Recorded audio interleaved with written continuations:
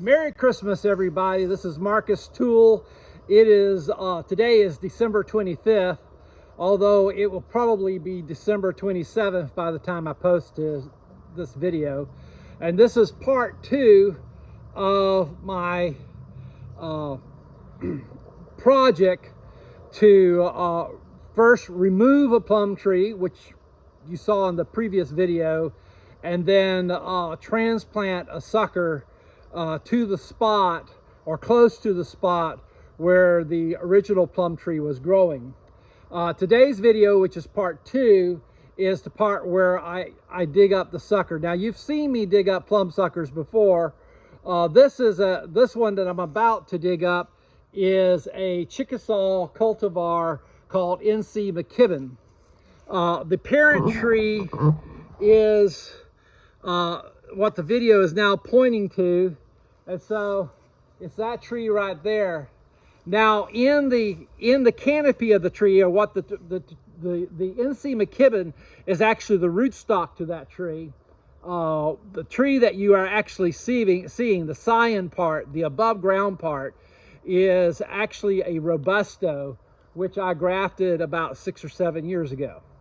But the Mckibbens rootstock, which was the rootstock for that Robusto, is what has suckered around it. And the Robusto is a really good rootstock.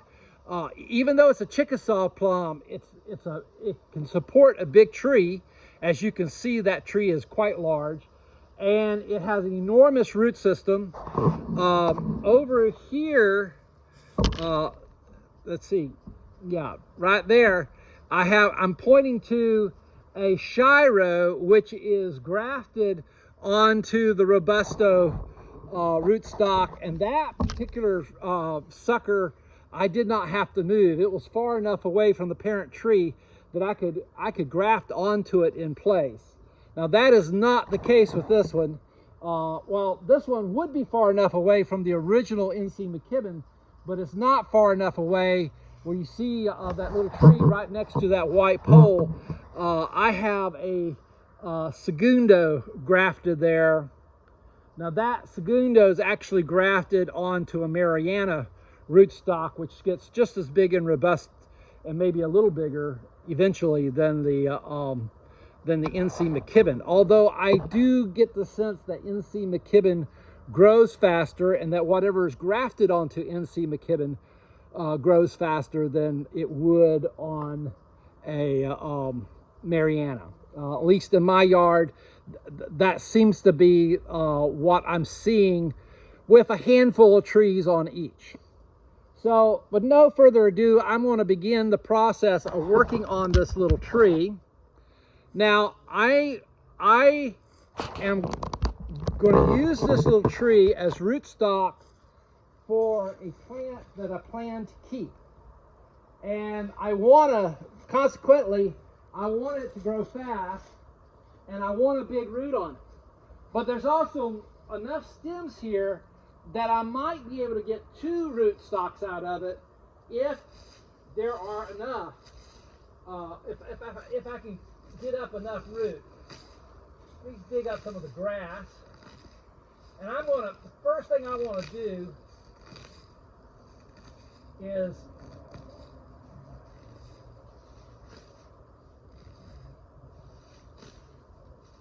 there should be a couple of sizable roots coming out of this pretty close to the surface.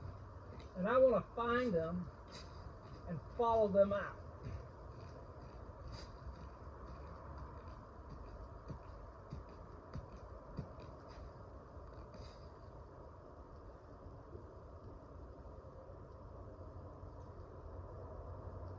There appears to be one there.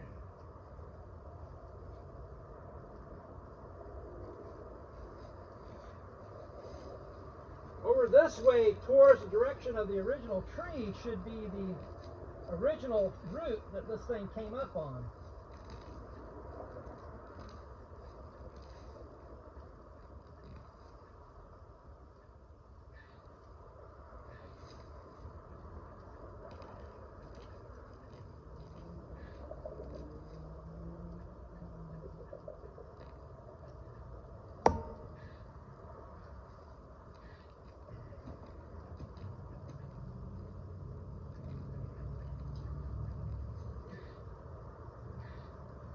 The roots to this are deeper down than they usually are.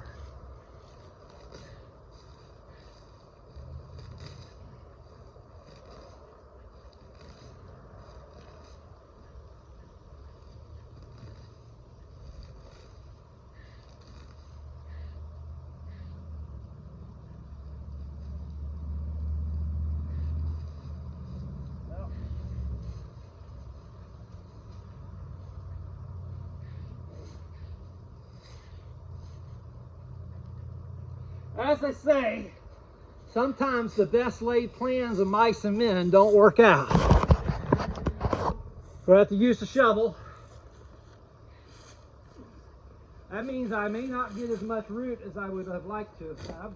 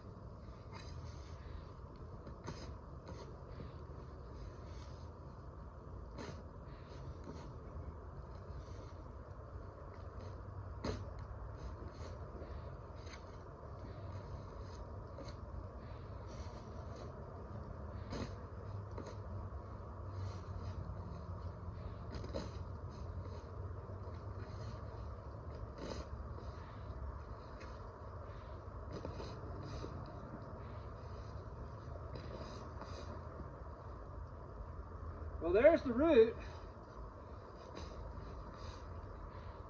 I hope there are more roots to this thing than that, just that.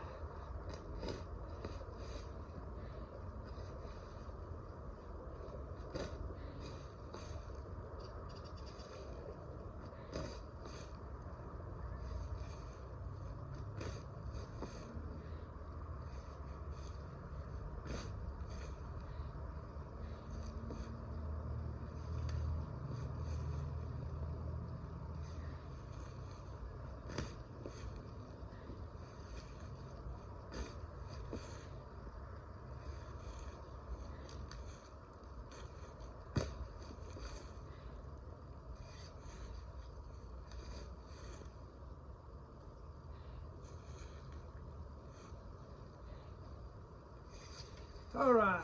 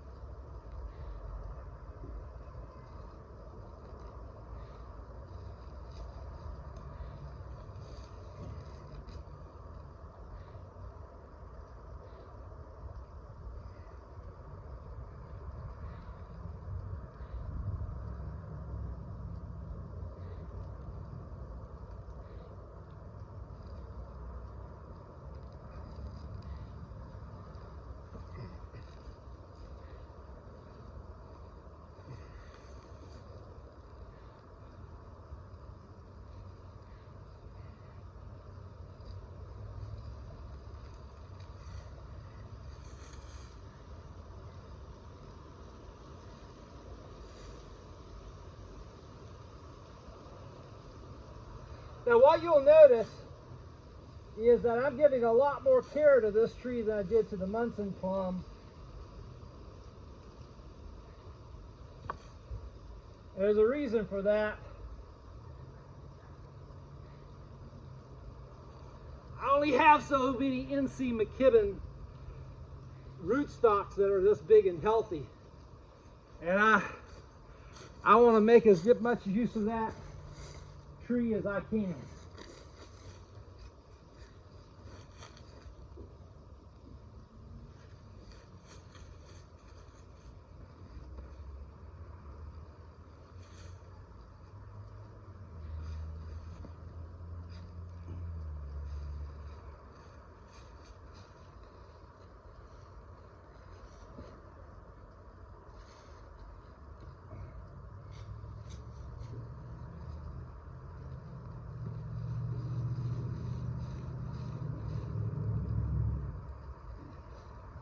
All right, I think I got a fair amount of root to it. Whew. That was some work. I want to get all this grass and stuff out of it.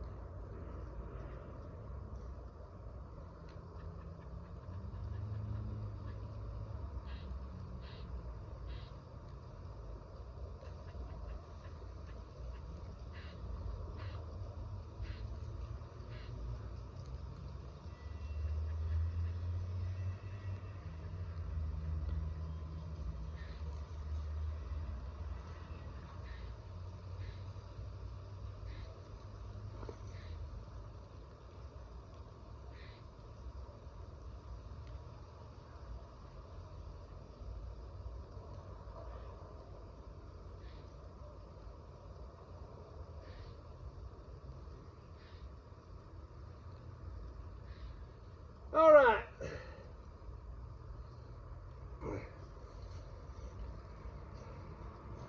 So this is what we got. That's an enormous root for a tree this size. I'm tempted to divide it up, but I think I've decided against it. This is an opportunity to get a really good fast growing graft started.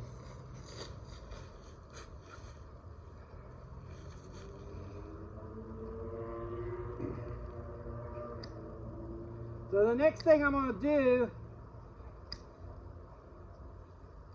is cut all the little suckers that I don't intend to graft into to the ground, and the remaining suckers I'm going to prune about 10 inches up, like so. See what I did? Now when I go to graft, I'll cut the top inch of each of those off. I'll graft into each of those little trunks, all three of them, the scion. And then ultimately I'll only keep one of them. So now I won't do the grafting until sometime in February. And in fact, I don't even have the scion for it yet. I was going back and forth about whether to put a Ruby Queen in the spot or to put a plum called Mariposa in the spot that I'm going to put this plum in. I think I'm going to go with Mariposa. Now the reason why that makes a difference is that With the Mariposa, I want to start with the NC McKibben Rootstock, which is more of a sure thing. And wherever I put that Ruby Queen, I got another NC McKibben Rootstock, which I will move to another part of the orchard that will get a Ruby Queen. And then I'll put use a Munson Plum Rootstock for the third Ruby Queen, and that will be in the back. At least that's the plan as things stand now.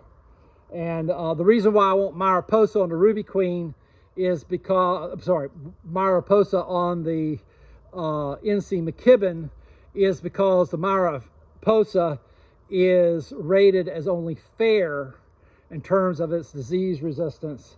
And I think the NC McKibben is a much more of a sure thing that it won't have any problems that would in any way make that Mariposa scion any more susceptible to disease than it naturally is. But I'll talk more about that aspect of it when I get around to grafting it. This is the tree. When I demonstrate grafting, this is probably the tree that I will demonstrate it on, so I can go into all of that.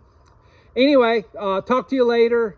I will in the next video, I will, which will be part 3 of this series, I will actually plant the sucker.